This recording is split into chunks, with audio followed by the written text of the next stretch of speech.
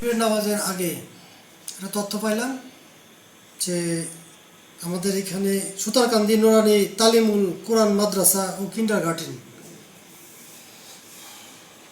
এখানের একজন শিক্ষক যার নাম হয়েছে রমেশ উদ্দিন, পিতা নুরুল হক ঠাকুর, গ্রাম হয়েছে বড় খাটদিয়া, থানা সালথা, জেলা ফরিদপুর।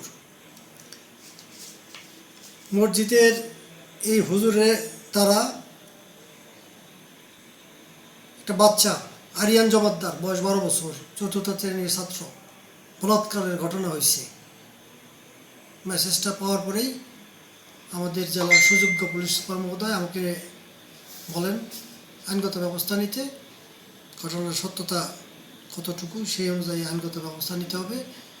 তো আমাদের পুলিশের টিম সাথে সাথে ওখানে গেছে, যাওয়ার পরে ঘটনা জানছে, ভিকটিমের সাথে কথা বলছে, ভিকটিমের পরিবারকে আইনগত সাপোর্ট হিসেবে যা দেওয়া তারা থানায় আসছে, এখন অভিযোগ দিবে এবং নিয়মিত মামলা রেকর্ড হবে, সেটাও প্রক্রিয়াধীন।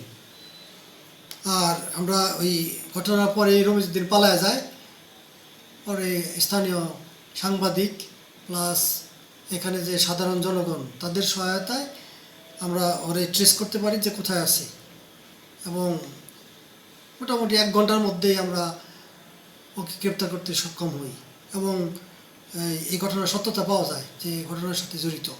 তো এটা খুব খারাপ একটা কাজ যে আমাদের বাচ্চারা, যারা অভিভাবকরা একজনের কাছে দেয় শিক্ষা দীক্ষার জন্য, সেখানে যদি তারা ইনসিকিউর ফিল করে, সেটা আমাদের সমাজ এবং সভ্যতার জন্য খুবই খারাপ, এটা মেনে নেওয়া যায় না।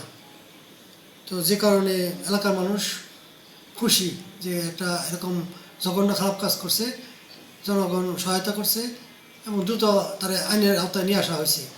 আমাদের এসপি মহোদয় এবং এডিশনাল এসপি জাহাঙ্গীর স্যার দুইজনই দ্রুত রেসপন্স করছে এবং আমাদের দিক নির্দেশনা দিয়েছে দ্রুত কী ব্যবস্থা নেওয়া যেতে পারে, এবং সেই অনুযায়ী আমরা কাজ করছি এবং সফলতা অর্জন করা সম্ভব হয়েছে।